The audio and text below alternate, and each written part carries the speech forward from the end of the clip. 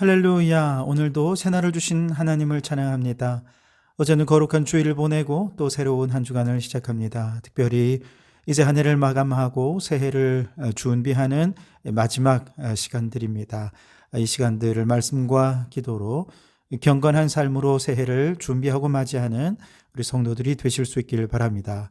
그래서 오늘은 호세아 14장 1절로 4절까지 말씀입니다. 하나님의 말씀을 경청하시기 바랍니다.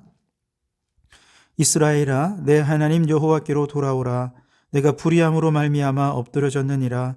너는 말씀을 가지고 여호와께로 돌아와서 아뢰기를 모든 불의를 제거하시고 선한 바를 받으소서. 우리가 수송아지를 대신하여 입술의 열매를 주께 드리리이다.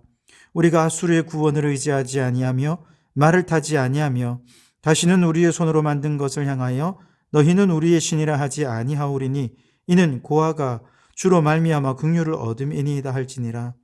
내가 그들의 반역을 고치고 기쁘게 그들을 사랑하리니 나의 진노가 그에게서 떠났음이니라. 아멘. 오늘의 말씀을 통해 우리에게 주시는 하나님의 음성을 듣게 되기를 바랍니다. 호세아의 예언 선집에 담긴 9편의 예언 중 오늘은 마지막 예언이자 호세아 선지서의 마지막 본문이기도 합니다. 지금까지는 죄를 범한 이스라엘에게 끊임없이 심판과 재앙을 내리실 것을 예고했지요. 하지만 마지막에는 다 돌아오면 하나님께서 그들을 치유하시고 회복시키시고 복을 주실 것이다 라고 하는 희망적 메시지로 마무리를 하고 있습니다. 2절 말씀해 보시면 너는 말씀을 가지고 여호와께로 돌아와서 아뢰기를 이라고 말씀하십니다. 돌아오는데, 하나님께로 돌아오는데 지금까지는 어떻게 돌아왔습니까? 재물을 가지고 제사를 잘 드리면 죄사함 받고 용서받고 하나님께로 돌아가는 것이 될 것이다, 이렇게 생각했습니다.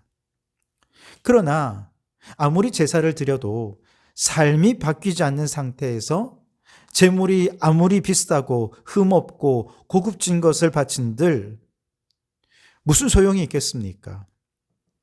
그래서 하나님께서는 이제 그런 재물 가지고 오지 말고 제사의 형식만 보지 말고 하나님의 말씀으로 변화된 삶을 가지고 여호와께로 돌아와라 라고 말씀하셨습니다. 그래서 여기 너는 말씀을 가지고 여호와께로 돌아오라 라는 이 말씀은 말씀으로 변화된 삶을 가지고 돌아와라 하는 것입니다. 예배의 형식만이 아니라 변화된 내 삶을 보여달라라는 것이죠. 2절 하반절에 보시면 우리가 수송아지를 대신하여 입술의 열매를 주께 드리리이다 라고 한 것도 같은 맥락이지요. 우리가 드려야 할 진정한 제물은 수송아지의 제물이 아니라는 거예요. 진실한 마음으로 고백해 올리는 찬양과 감사의 열매, 그 입술의 열매라는 것입니다. 이때 입술의 열매란 말만 번지르르한 것이 아니죠. 입술로 고백했다면 그것을 삶으로 실천하는 게 입술의 열매죠. 바로 그 입술의 열매로 하나님께 나아가야 한다는 것이죠. 입술로 회개했다면 죄악된 삶을 곧바로 청산하고 거룩한 삶으로 돌아서는 삶의 열매, 이것이 입술의 열매입니다. 그 입술로 하나님만 의지하며 살겠습니다 결단했다면 곧바로 결단한 바대로 하나님 아닌 다른 모든 의지했던 것들은 다 끊어버리고 어떤 상황이 온다 할지라도 하나님만 믿고 하나님만 의지하는 삶을 살아가는 것, 입술의 열매인 것입니다.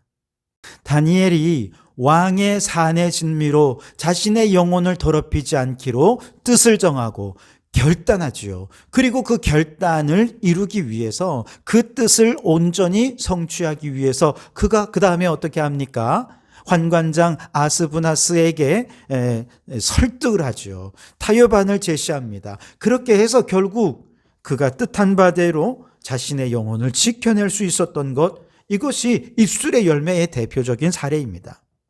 다니엘의 친구들도 마찬가지입니다. 우상 앞에 절하지 않기로 결단한 이후에 풀무불에 던져지는 순간까지도 왕의 신상에 절하지 않았던 것, 입술의 열매입니다.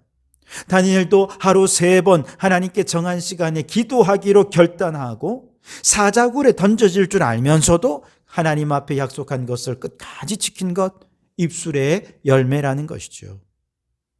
로마서 12장 1절에는 이것을 우리의 몸을 산 제물로 드리는 제사다 이렇게 표현합니다. 그러므로 형제들아, 내가 하나님의 모든 자비하심으로 너희를 권하노니 너희 몸을 하나님이 기뻐하시는 거룩한 산 제물로 드리라. 이는 너희가 드릴 영적 예배니라.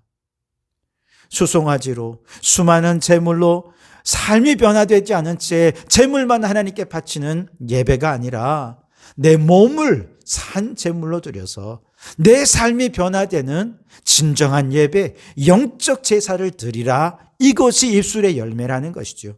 요한복음 4장 24절에 하나님은 영이시니 예배하는 자가 영과 진리로 예배할지니라. 마음은 빼놓고 몸만 와서 예배 드리는 것이 아니라 영과 진리로 예배할 때 입술의 열매로 하나님께 바치는 것이 된다는 것입니다. 우리가 여호와께로 돌아선다는 것은 말씀을 기준으로 해서 우리의 삶을 변화시키되 어떤 어려움이 있어도 하나님 앞에서 서약하고 고백한 것은 그대로 지켜서 입술의 열매를 거두는 것, 이것이 여호와께로 돌아가는 것입니다. 그렇다면 올 한 해 여러분의 신앙생활은 어떠셨는지 한번 돌아보실 수 있기를 바랍니다. 혹 이스라엘 백성들처럼 불의함으로 엎드러져 버린, 넘어져 버린 신앙생활은 아니었습니까? 그래서 하나님의 진노가 있고 재앙이 있는 우리의 삶은 아니었는지요? 이제 새롭게 시작하는 새해부터는 우리의 예배부터 달라질 수 있기를 바랍니다. 그저 몸만 와서 잠깐 예배드리고 내 할 바 다 했다. 여러분, 그런 신앙생활 이제 더 이상 하지 마시기 바랍니다. 하나님의 진노가 따를 것입니다. 재앙이 따를 것입니다. 이제는 말씀을 가지고 여호와께로 돌아오시기 바랍니다. 모든 불의를 제거하고 우리의 몸을 산 제물로 드리는 영적 제사를 드리실 수 있기를 바랍니다. 영과 진리로 예배드리는 성도들이 되셔서 새해에는 예배의 승리자로 여호와께로 온전히 돌아서는 성도들이 되시기를 주님의 이름으로 축원합니다. 자, 우리가 그렇게 변화된 삶으로 하나님께 예배를 드리면 우리 하나님은 어떻게 우리에게 응답해 주실까? 4절 말씀에 보면 내가 그들의 반역을 고치고 기쁘게 그들을 사랑하리니 나의 진노가 그에게서 떠났음이니라 그랬습니다. 진노를 거두신다는 것입니다. 우리가 하나님께로 돌아왔고 말씀으로 삶이 변화되었을 때 하나님께서 우리를 향하신 모든 진노와 재앙을 거두어 주셔요. 그리고 더 나아가서 반역을 고쳐서 기쁘게 사랑해 주시겠다고 말씀해 주십니다. 여기서 반역을 고친다 할 때 반역은 하나님의 백성으로서 행해서는 안 되었던 일들, 즉 죄악된 삶, 특히 지금까지 이스라엘 백성들이 하나님의 명령을 거스르고 하나님의 뜻을 알면서도 불순종했던 모든 것이 다 반역이었던 것이죠. 이 반역을 고쳐주신다는 것입니다. 고쳐주신다는 것은 무슨 뜻입니까? 고치는데도 여러 가지 방법이 있겠죠. 어떤 것은 교육을 통해 고칠 수 있을 것입니다. 때로는 징계를 통해서 고칠 수 있을 것입니다. 그러나 이런 교육이나 징계로는 그저 겉의 행동이라든지 습관이라든지 문화는 달라질 수 있을지 모르지만 마음 깊은 곳, 상처와 아픔까지 치유함으로 고칠 수는 없을 겁니다. 하나님께서 우리에게 반역을 고쳐주신다라고 하는 말은 이 반역으로 인해서, 즉 죄를 범함으로 인해서 우리에게 겪게 했던 마음의 상처, 영혼의 아픔을 온전히 치유해 주셔서 근본적인 변화를 가져올 수 있게 해주신다는 것입니다. 그래서 반역을 고쳐주신다라고 할 때 고친다는 말은 우리가 너무 잘 아는 라파라는 뜻입니다.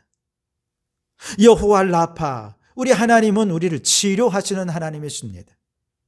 우리의 상처를 치료하시고 아픔을 싸매어 주셔서 근본적으로 고치시고 치유해 주시는 우리 하나님께서 우리가 주님께 돌아가기만 하면 그렇게 다 고쳐주신다는 것입니다. 하나님께서는 회개하고 돌아온 백성들에게 기쁘게 사랑해 주시기를 정말 원하시지만 그 전에 가장 먼저 우리의 죄악을 용서하시고 죄악된 삶으로 인해 입은 큰 영혼의 상처와 아픔들을 치유해 주신다는 것입니다. 왜냐하면 마음속의 상처와 아픔이 치유되지 않은 채 하나님께서 우리를 아무리 사랑해 주셔서 아무리 큰 복을 받는다 해도 그 복을 온전히 누릴 수가 없기 때문에 그렇습니다.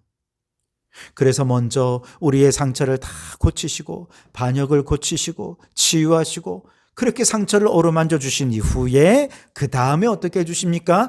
기쁘게 사랑해 주시겠다는 겁니다.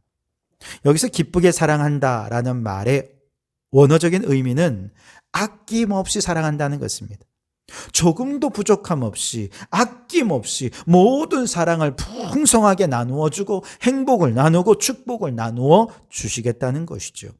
여러분, 결국 하나님이 이 백성들을 징계하시는 목적은 죽이고 파멸시키는 데 있지 않습니다. 오히려 치료하고 살리는 데 있는 것이죠. 그래서 사랑해 주는 데 목적이 있는 것입니다. 장차 이 백성이 하나님의 징계를 받게 될 때 이 백성들에게 그 시간들은 정말 악몽 같은 시간이 될 것입니다. 나라가 망할 것입니다. 그 과정에서 수많은 사람들이 목숨을 잃고 때로는 포로로 끌려가서 짐승 같은 대우를 받게 될 것입니다. 그런데 이런 고난과 역경은 하나님께서 그들의 죄에 대해서 분풀이 하시거나 보복하시기 위한 것이 결코 아닙니다. 오히려 그들의 완악함과 그릇됨을 치료하시려는 하나님의 은혜로운 손길이 될 것입니다. 질병이 크고 질병이 무거운 것일수록 치료 방법도 혹독하지요. 감기를 치료하기 위해 여러분 방사선 치료를 하진 않잖아요. 그러나 암을 치료하기 위해서는 방사선 치료를 합니다. 약은 얼마나 독한지 머리가 다 빠지고 체중도 빠져서 정말 암을 치료하는 과정은 얼마나 고통스러운지 모릅니다. 그러나 그 혹독한 치료의 과정을 마치면 암을 극복하게 되고 건강을 회복하게 되는 것이죠. 마찬가지입니다. 그 백성들이 너무나 완악하고 패역한 죄를 범했으면서도 그동안에는 돌이키거나 죄를 뉘우치거나 회개할 생각도 하지 않았거든요. 오히려 선지자들을 때리고 죽이고 핍박했습니다. 그 결과 결국 파멸에 이르게 될 것입니다. 이처럼 깊은 죄악을 뿌리째 뽑아내기 위해서는 어떻게 해야 돼요? 그만큼 혹독한 고난과 징계를 내릴 수밖에 없는 것이죠.